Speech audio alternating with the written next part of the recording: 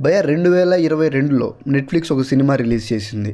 అది ఎలాంటి సినిమా అంటే, ఆ సినిమాని చూస్తే మనకు శాపం తగులుతుంది. అండ్ ఆ శాపం చాలా డేంజరస్ కూడా. మూవీ చూస్తే శాపం తగలడం ఏంటి అనకండి. మూవీ చూశాక అది ఎలాగా అని మీకే అర్థమవుతుంది. ఈ శాపం గురించి నేను లాస్ట్లో మాట్లాడతాను. సో ఇప్పుడు ఈ మూవీ గురించి మాట్లాడుకుందాం. యాక్చువల్లీ ఇది ఒక హారర్ మూవీ భయ్య. హానెస్ట్లీ సేయింగ్, ఒక మంచి హారర్ మూవీ చూసి నేను చాలా డేస్ అయిపోతుంది. ఈరోజు చూశాను ఈ ఇన్కాంటేషన్ అనే సినిమా. Fully satisfied. ఈ మూవీ చూడ్డానికి కానీ, విజువల్స్ పరంగా ఈ మూవీలో వాళ్ళు తీసుకున్న కాన్సెప్ట్స్ కానీ, ఆ దయ్యాన్ని చూపించే విధానం కానీ, హారర్ మూమెంట్స్ కానీ చాలా బాగున్నాయి. అండ్ మోర్ ఓవర్ చాలా కొత్తగా ఉన్నాయి.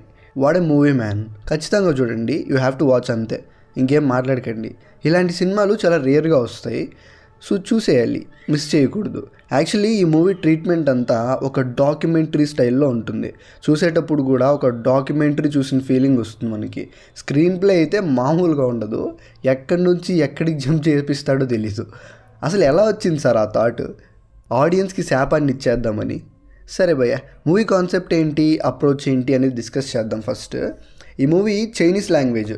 ఆ మనుషులు, ఆ ట్రెడిషన్స్ అంతా అక్కడ స్టైల్లోనే ఉంటాయి. ప్లాట్ ఏంటంటే, రానన్ మన మెయిన్ లీడ్. ఆమెకి 6 సంవత్సరాల కూతురు ఉంటుంది. ఆ కూతురు ఇన్ని రోజులు ఒక ఆర్ఫనేజ్లో ఉంటుంది. ఇప్పుడు రానన్ ఆ పాపని తన దగ్గరికి తీసుకొచ్చుకుంటుంది. ఆ పాప అంటే తనకు చచ్చిపోయేంత ఇష్టం. కానీ ఎప్పుడైతే రానన్ ఆ పాపని ఇంటికి తీసుకొచ్చుకుంటుందో అప్పటి నుండి వాళ్ళ ఇంట్లో స్ట్రేంజ్ ఇన్సిడెంట్స్ జరుగుతూ ఉంటాయి. ఎందుకంటే రానన్కి తన బిడ్డకి శాపం తగిలి ఉంటుంది. ఆ శాపం చాలామంది ప్రాణాలు తీస్తుంది. లాస్ట్కి రానన్ తన బిడ్డను ఆ శాపం నుండి ఎలా కాపాడుకుంది అనేదే మనం సినిమాలో చూస్తాం. యాక్చువల్లీ ఈ మూవీ ఫస్ట్ టైం చూసినప్పుడే అర్థమవుతుందా అంటే కష్టమే భయ్య. అందుకే ఈ వీడియోలో నేను ఇంకా కొంచెం ఎక్స్ప్లెయిన్ చేస్తా. దాని తర్వాత మీరు మూవీ చూడండి, ఇంకా బాగా అర్థమవుతుంది. లేదు అలానే చూస్తాను అంటే కూడా నో ప్రాబ్లం, వెళ్ళి మూవీ చూసేసి ఆ తర్వాత వీడియో చూడండి.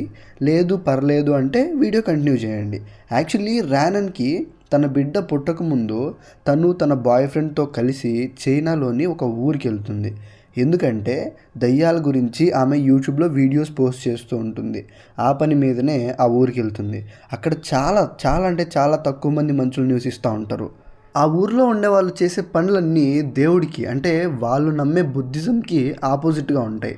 జస్ట్ లైక్ ఇప్పుడు మనకు కూడా నార్మల్గా మనం చేసే పూజలు ఉంటాయి, అలానే క్షుద్ర పూజలు ఉంటాయి కదా. సేమ్ అలానే వాళ్ళకు కూడా మదర్ బుడా అనే ఒక దేవతకి పూజలు చేస్తూ ఉంటారు. అది బుద్ధిజంకి కంప్లీట్ ఆపోజిట్.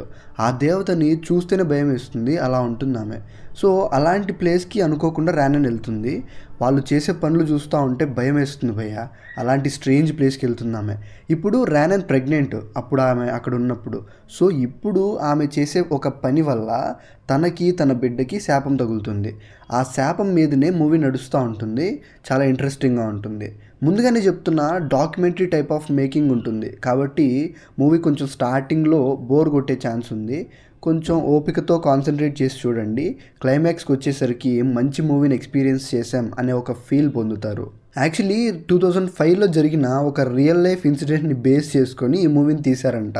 నిజంగా నేను షాక్ అయ్యాను. ఆ దేవత ఏంటి, ఆ శాపాలు ఏంటి, ఆ బొమ్మలు ఏంటి, బాబోయ్. నేను మాత్రమే ఎక్స్పీరియన్స్ చేస్తే సరిపోతుందా దాన్ని? మీరు కూడా ఎక్స్పీరియన్స్ చేయాలి కదా. అందుకే మీకు కూడా రికమెండ్ చేస్తున్నా. మీకు మూవీ నెట్ఫ్లిక్స్లో అవైలబుల్ ఉంది. ఒకవేళ దొరకకపోతే నా టెలిగ్రామ్ గ్రూప్ లింక్ డిస్క్రిప్షన్లో ఉంది, అందులో జాయిన్ అవ్వండి. లింక్తో పాటు ఎలా డౌన్లోడ్ చేయాలి అనే వీడియోని కూడా పోస్ట్ చేశాను. మీరు చూడడమే నాకు ఇంపార్టెంట్. మూవీ చూసేసిన తర్వాత వచ్చి కమెంట్ చేయండి ఎలా అనిపించింది అనేది. That's it guys, I will meet you with another video. Bye.